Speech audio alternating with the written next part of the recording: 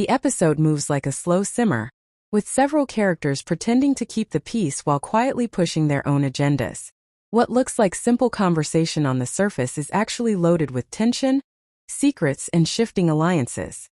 It begins with Holden and Audra in a quiet, private moment where Holden's frustration finally breaks through his usually calm demeanor. He urges Audra to back off, not just emotionally but strategically. Audra has been inserting herself too deeply into situations that could explode, particularly involving business, Claire, and even Billy. Holden sees what she can't: the danger of pushing too far, too quickly, especially in a town where every secret eventually leaks out. He isn't angry, but he is firm, and his tone has an edge of worry. He cares for her, but he also knows she could destroy her own chances if she doesn't pull back.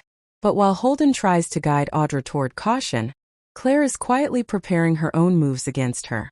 Claire watches everything like someone playing a long chess game, not a single impulsive move in sight. The moment Nikki casually asks Claire if she and Holden are serious, Claire freezes. Her face goes blank. Not nervous, not embarrassed, but calculating. She knows Nikki is testing her. She also knows that any confirmation or denial would reveal too much about what she wants. Claire does not give anything away. Her silence tells the audience that she is, even now, plotting against Audra carefully and quietly. She's feeding Billy information, nudging doubts into the right places, and setting up a situation where Audra will look like a liar or a threat. The blank stare wasn't confusion. It was Claire keeping her cards pressed tightly against her chest. Meanwhile, at Crimson Lights, Society, or wherever this tangled group crosses paths, Phyllis makes her presence felt instantly. She explains to someone, maybe Tracy, maybe Jack, maybe a whole group, that she, Kane, and others remain close-knit ever since the chaos in Nice. She says it with her usual dramatic flair, as though proximity equals righteousness. Kane, trying to look composed, tells the group that he has hit a turning point.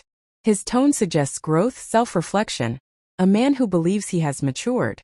But the audience knows the truth is more complicated. Kane has just hurt Lily again, and whether or not he admits it, he is standing on emotionally fragile ground. Then comes the moment that breaks the surface. Phyllis looks right at Lily and fires off a sentence meant to wound. For someone who wanted nothing to do with Kane, you're really acting like a jealous ex. It's classic Phyllis. A jab disguised as an observation, designed to poke Lily where she's already hurting. Phyllis enjoys the reaction, enjoys the power, enjoys stirring up tension in a situation she helped create. She knows Kane's mistake with her is still raw for Lily, and she uses that pain like a scalpel. Lily's reaction is quiet but powerful. She doesn't explode. She's too controlled for that. But the hurt in her eyes betrays everything Phyllis is trying to expose. Even though Lily said she was done with Kane, seeing him drift back toward Phyllis makes her feel betrayed all over again. Phyllis calling her a jealous ex is not just rude. It forces Lily to confront her own buried feelings she's been trying hard to suppress. The scene is designed to show three different types of manipulation unfolding at once. Claire manipulates silently. Holden manipulates through warning and guidance. Phyllis manipulates by pushing emotional buttons out loud. By the end of the episode, nothing has truly exploded yet, but everything is heating up. Every relationship, Holden and Audra, Claire's growing web of schemes, Lily's unraveling patience, Kane's guilt, and Phyllis's instigations, is moving toward a confrontation that will be impossible to avoid.